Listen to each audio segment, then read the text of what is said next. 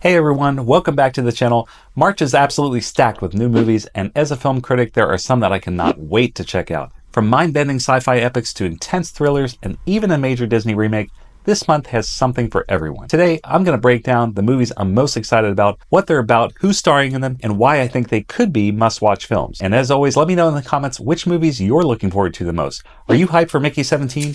Intrigued by Death of a Unicorn? Or are you just here to see if Snow White is a complete train wreck? Let's get into it.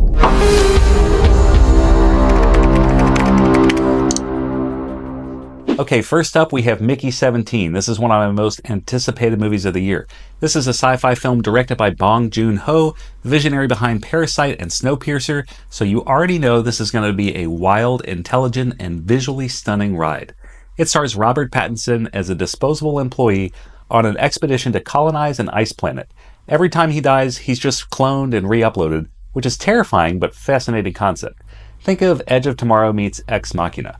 I'm super excited because Bong Joon-ho is a master of blending social commentary with genre filmmaking, and this could be one of the best sci-fi films of the decade. Will it live up to the hype? I can't wait to find out. Next we have In the Lost Lands. This is a dark fantasy film directed by Paul Anderson, who also made Resident Evil, and it stars Milla Jovovich and Dave Bautista. This one is based on a short story by George R.R. Martin, and if that name sounds familiar, yes, this is the same guy who created Game of Thrones. The plot follows a sorceress, played by Jovovich, who is sent on a quest to retrieve magic that allows people to transform into werewolves. Now, I'll be honest, Paul Anderson's track record is hit or miss, but with Martin's source material and Bautista's growing star power, this could really be a fun, dark fantasy adventures. Fingers crossed it delivers.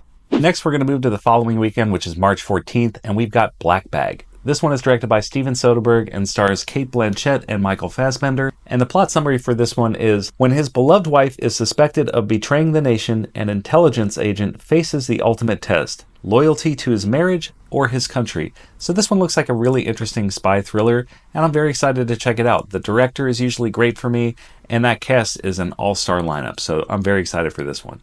Also coming out this weekend is Novocaine. This one stars Jack Quaid and is described as, when the girl of his dreams is kidnapped, every man Nate turns in his inability to feel pain into an unexpected strength in his fight to get her back. This one looks like a really fun time where he has this kind of superpower, but he's not sure what use it's going to be for him, and he really pushes it to the limits. At least that's what it appears to be for the trailer.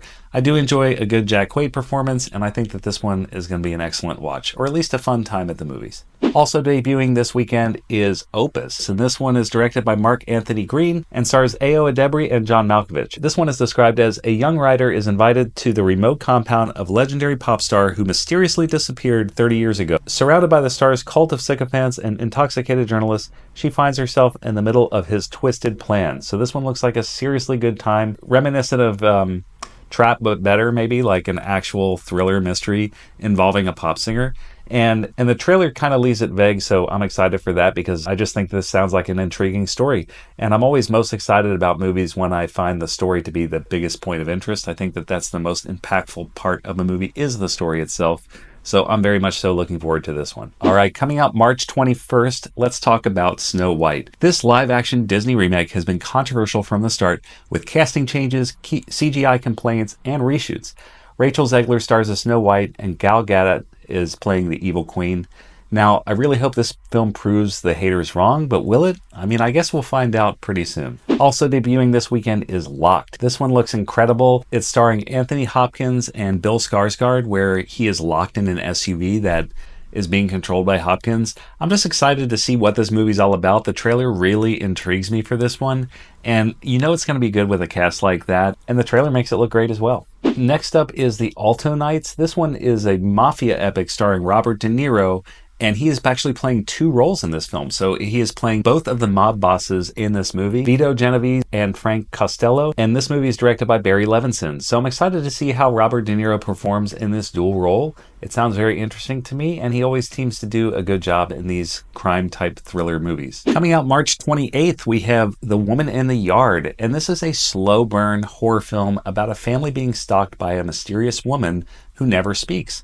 So it's giving major It Follows vibes, and I love that kind of horror, so I'm all in. Also coming out this weekend is Death of a Unicorn, and this is an A24 film that stars Paul Rudd and Jenna Ortega, and it's a dark comedy horror about a father and daughter who accidentally hit a unicorn with their car, only to discover that it has supernatural properties that a shady corporation wants. It sounds bizarre, but A24 always delivers when it comes to unique horror, and I think that I am very excited to check this one out. And I love Paul Rudd as an actor as well. And finally, I couldn't leave this one out. Last but not least, we do have A Working Man, and this is the Jason Statham movie. And the plot synopsis sounds a bit like this. Levon Cade left behind a decorated military career in the Black Ops to live a simple life working construction. But when his boss's daughter, who is like family to him, is taken by human traffickers, his search to bring her home uncovers a world of corruption far greater than he could have ever imagined.